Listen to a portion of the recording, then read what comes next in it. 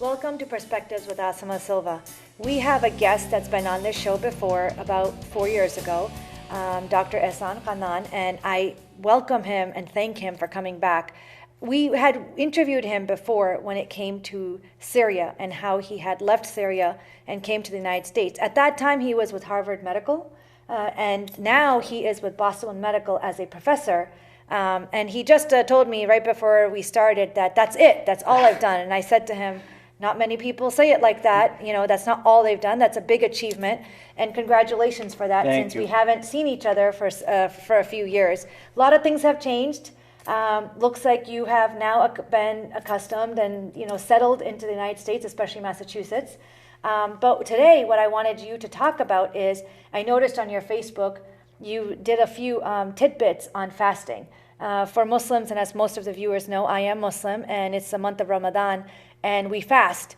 And in the new age, or in the current last 5-6 years, people also refer to this and compare it to intermittent fasting. So I asked our guest here today to talk about not only fasting in terms of what Muslims do every year in the month of Ramadan, but as what most Americans have started doing in terms of their health and intermittent fasting. So thank you, and please add in anything else that you just said, that's it, that I've achieved.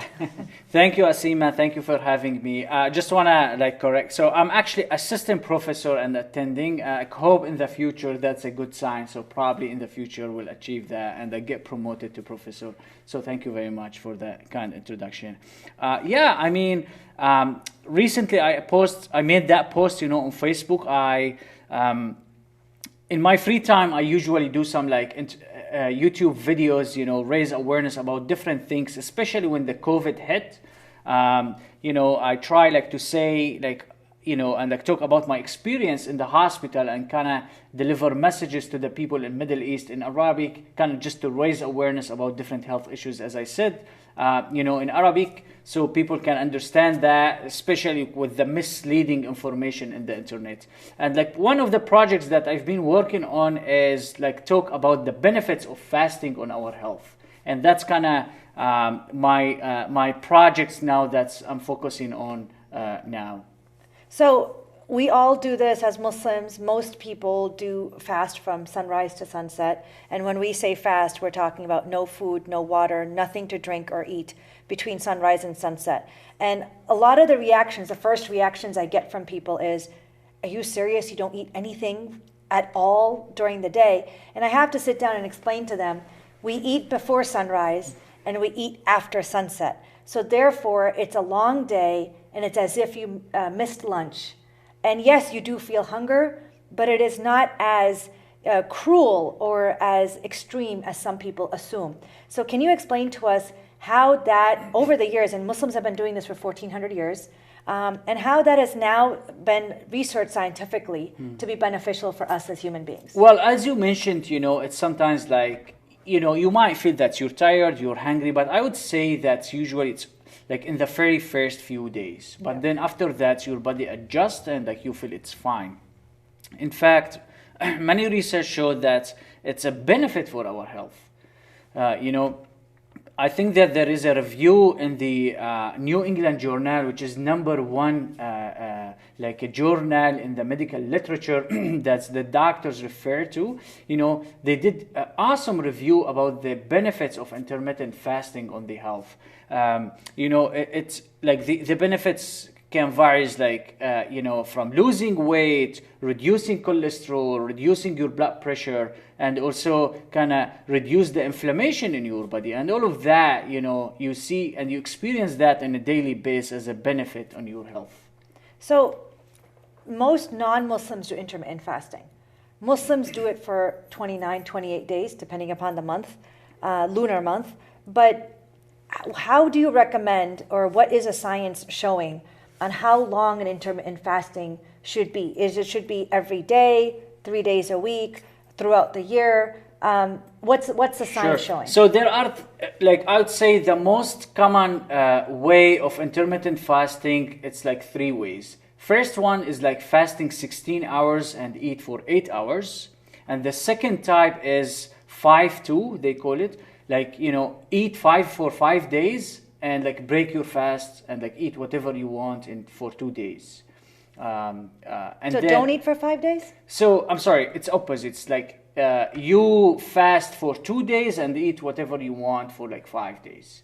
Okay. And then the third one is actually like alternate between fasting and eating. And like, I think like from my perspective, the easiest way to do it is like do kind of 16 hours fasting and like eat for 8 hours. Like it's not necessarily you do it in this way from the beginning. You can start like fast for like continuous 8 hours and then increase the time over time. Okay. You know, I think that's like makes sense and like it's easier for us, to maintain with this kind of regime. So have you found, like, what other benefits, other than losing weight and blood pressure? Have you found this being more of a psychological effect? Right. So, there are different effects. Like it's all come from the metabolic syndrome and like losing weight, but there is a direct benefit on the like cardiac system, cardiovascular system, I would say. First, when you fast, your blood pressure is more likely to go down. And as you know, that hypertension is a major public health issue and problem, and that can lead to heart attack and like stroke, etc. So if you fast, you lose your weight, you fix your blood pressure, and then that's going to give protection for cardiovascular kind of perspective as a system. And then they found a correlation between fasting and less likely to develop or delaying develop dementia. One of the the most reason for developing dementia is like having stroke or having like breaks or blockage in the arteries or vessels in the brain, and that's over time can develop the dementia. If we prevent that beforehand using, as I said, like fasting or like other kind of way of system of living, can reduce the possibility or at least delay the possibility, of developing dementia. That's on the neuro system, but there are other benefits, like they found that there is less likely to develop cancer. Okay. And like fighting cancer as well. In fact, they found that like when you lose, that gaining weight is a risk factor to develop cancer.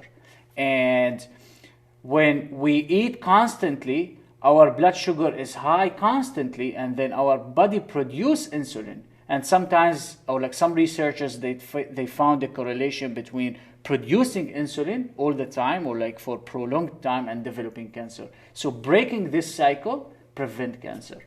So I have a couple of questions. You said people can lose weight doing intermittent fasting. Yes. I'll be honest, I've never lost weight during Ramadan.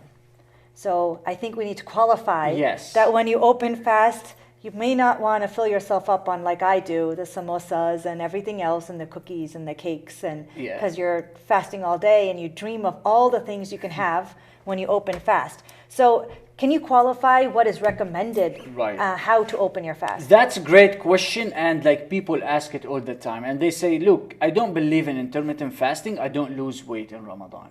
Let me say that during Ramadan, it's special event in our life. Like it's 1 month, like you kind of struggle, like especially in the first few days, like with hunger and like get tired. Plus, you get a lot of invitations and like a lot of type of food. So I feel that Ramadan is like very special events. I'm not expecting people to lose weight. But if you make that as a regimen, as like a lifestyle in your life, it's proven by studies, many studies, that you're going to lose weight over time if you like stick with this system for a very long time. So that's why like people, they usually don't lose weight in Ramadan, because like you're not increasing the calories, although like you're only limiting the time you eat for 8 hours, but you're not overall reducing the calories. However, in research, they found even if you don't lose weight, there is a benefit, for fasting. What happened in our body, and let me explain a little bit. It's gonna take some time, and it's like sometimes difficult to explain. When our body fasts, blood glucose goes down, and then our body needs the glucose to function, because the energy we need for our body comes from two sources, fatty acids and glucose. Glucose means sugar. And when our blood glucose goes down, so the glucose comes from the glycogen, from the liver and from the muscle, and then we consume that after 12 hours. After that, what's happened? Our body uses the fatty acids from the fat, basically, in our body to generate energy, and that's come from ketone bodies, and that's like how we generate kind of the I'd say the energy for our body.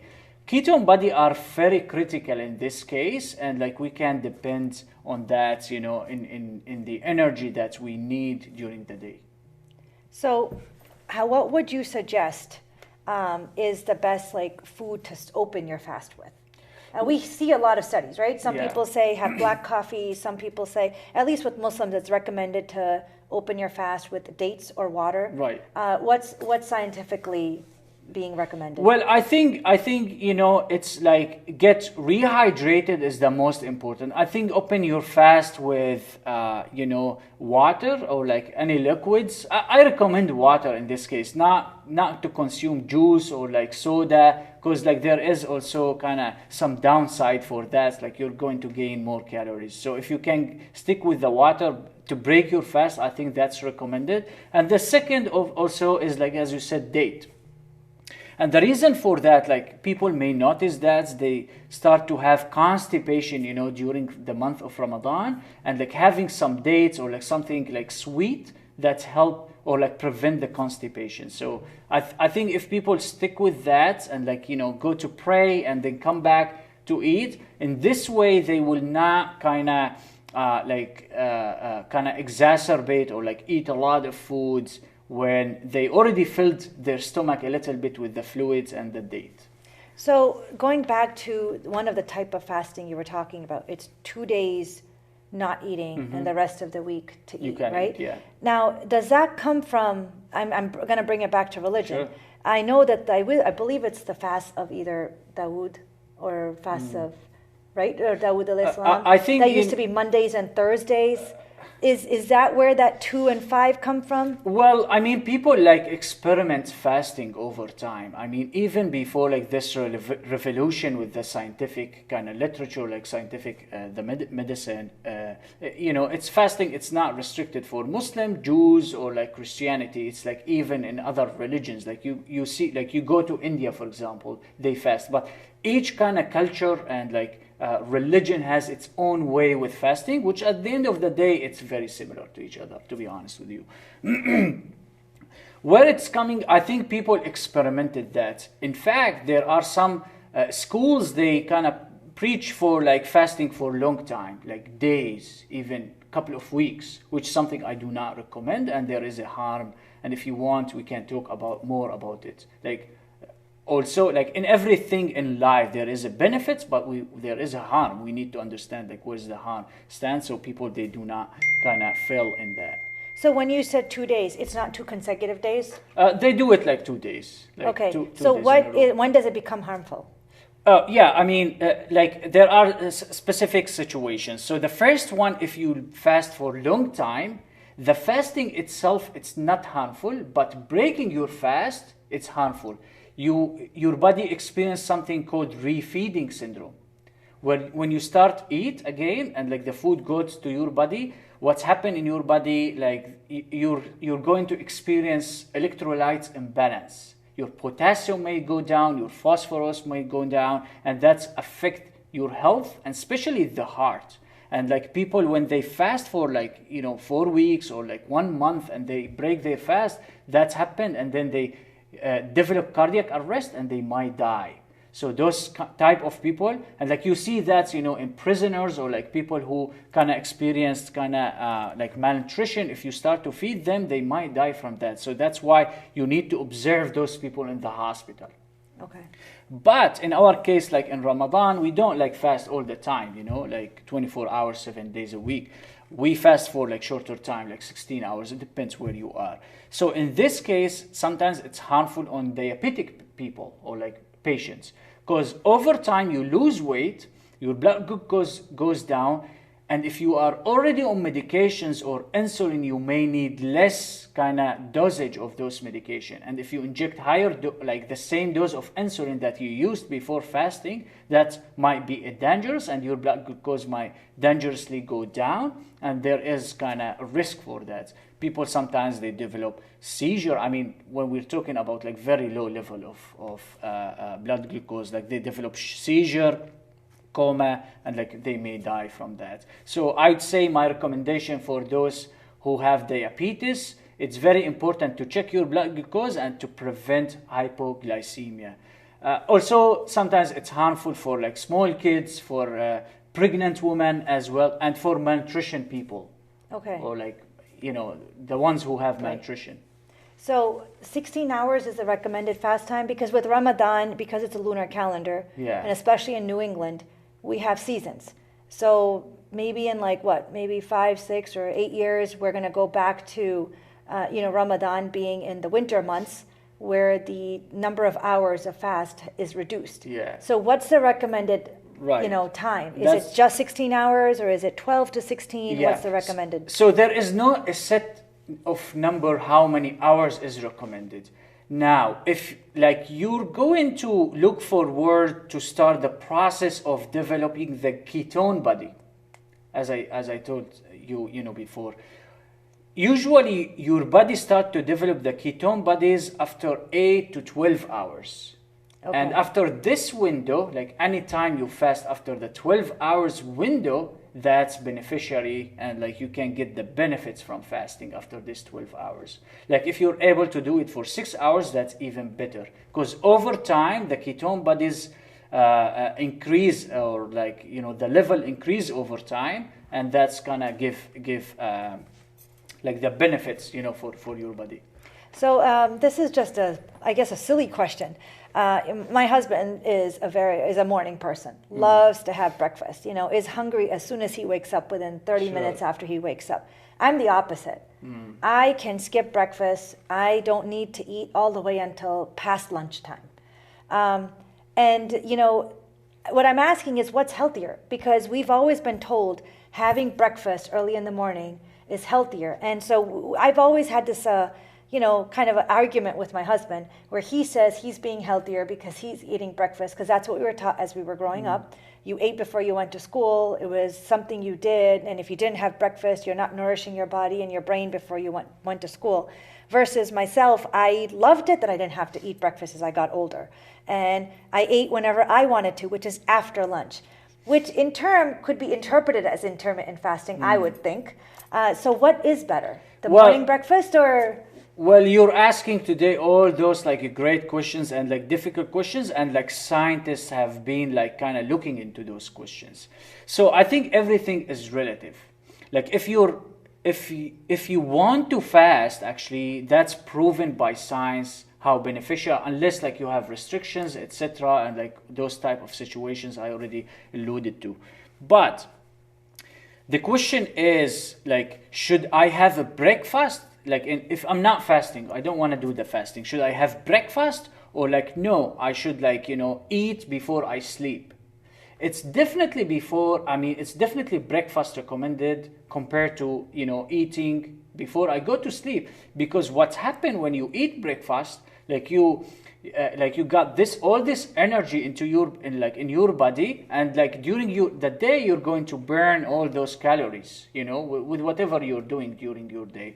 That's more beneficiary than like, I eat and go to sleep, because everything is gonna, be accumulated in my body, and then it's going to affect my sleep, at night. And that's sometimes like I experience myself, when I'm busy in the hospital, I don't have time to eat, and then go home and like eat, which is like rarely happen, because I try to avoid that. Like I don't feel like in the next day when I wake up, I don't feel I'm refreshed, because like I ate and I went to sleep. So everything is relative. So it's recommended to fast as much as you can, not in terms of the time, but like in terms of the numbers of days.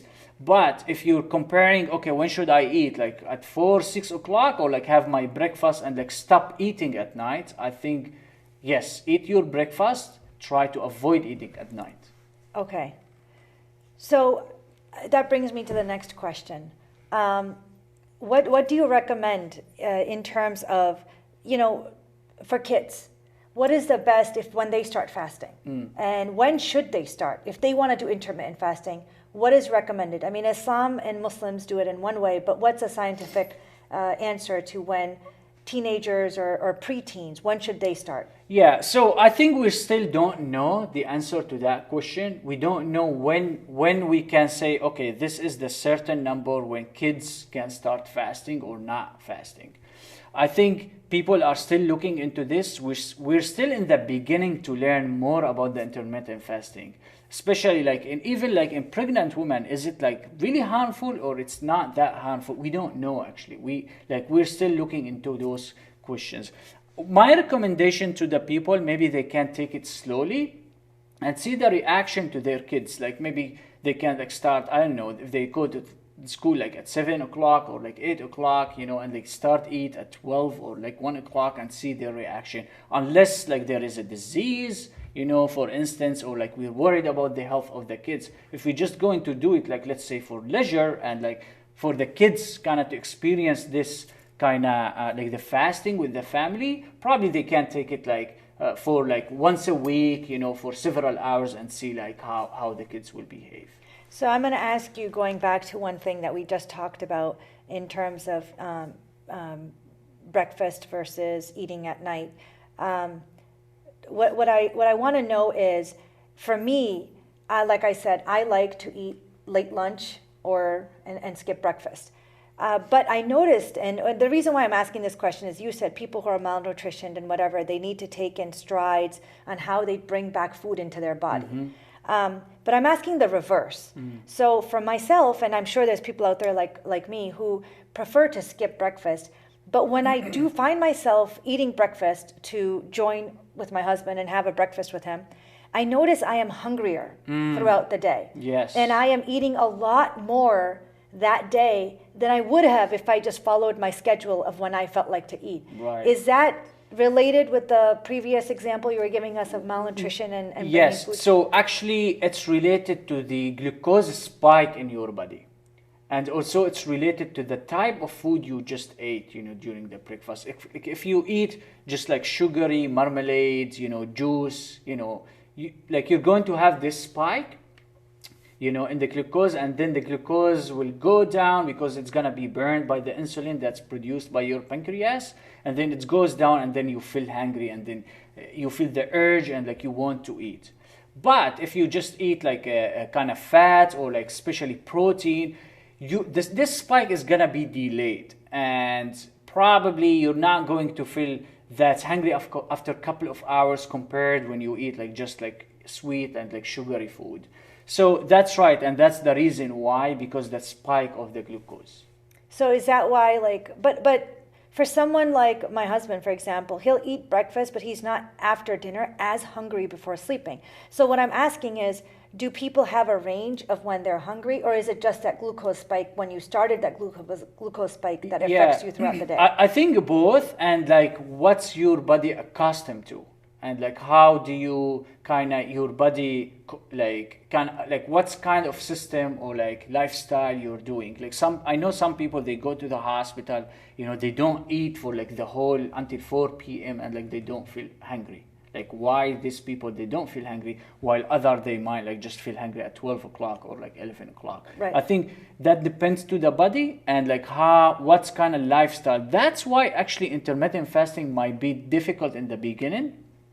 And then over time, okay, you feel I'm refreshed, I'm sleeping better, my concentration is better. Even sometimes when we eat breakfast and study or do something, we feel that we're not concentrating as much as we want, Right. And the reason for that, because the digestive kind of process that's happening, during this time, and you feel that you don't want to spend energy on thinking or doing something that you're supposed to do.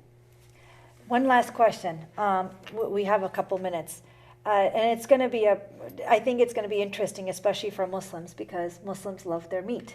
And I'm one of those very few Muslims who do not like meat, and I don't eat meat. But what is actually recommended in terms of the amount of meat a person should have, especially if they're going to do something like intermittent fasting and they're trying to make their lives better and eat healthier. How much meat should one person really have? Well, you're not losing much if you're not eating meat. In fact, there are some studies kind of promoting avoiding meat, like become a veggie person. Like obviously sometimes, you know, you need like kind of to consume like supplements for vitamin B12, and even veggies people, like vegetarians, they argue, no, you can get like vitamin B12 from other sources than meat. I'd say it's not about the amount, it's about what type of meat you're eating.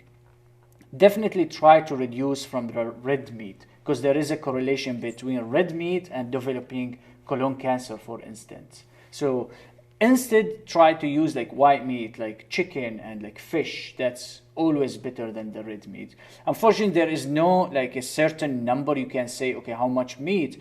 But it's just like make your food balanced, like, you know, balance between protein, calories, and like try to depend on veggies, because there are two types of foods actually. There is like food full of calories, like what you see like in fast food, like, or junk food, and there is a food that's poor with calories, but, you know, rich in minerals, for example, or vitamins. And that's what we are looking for, actually, if you reduce from calories and like get more kind of nutrition supplements, or like nutrition kind of like minerals or vitamins. That's what you supposed to do, actually. Sounds good. We're almost out of time. We have just like less than a minute. Do you want to share anything that I may not have asked? A tidbit on fasting and intermittent fasting? Well, I think it's really important kind of to understand it's not easy process. The fasting benefits usually come like after 2 to 4 weeks, but then you start to lose the benefits after breaking your fast 2 weeks, you know. So after Ramadan, if you kind of stop eating at 6 p.m. and like start eating, you know, later next day, like around 8, and then increase that over time until like midday, like around 12, I think you're going to accomplish the most of the intermittent fasting if you can apply that as a system or lifestyle in your life after Ramadan. You just described what my eating habits are. That's and awesome. I have been losing this argument with my husband for years, and thank you for saying that, because I think I'll win that argument now. So I hope you really enjoyed this particular episode with us today. Intermittent fasting, or as Muslims would call it, fasting during Ramadan.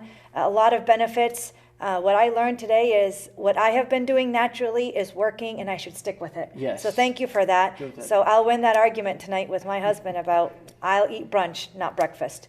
Thank you so much, and join us again with Perspectives with Asima Silva. Thank you.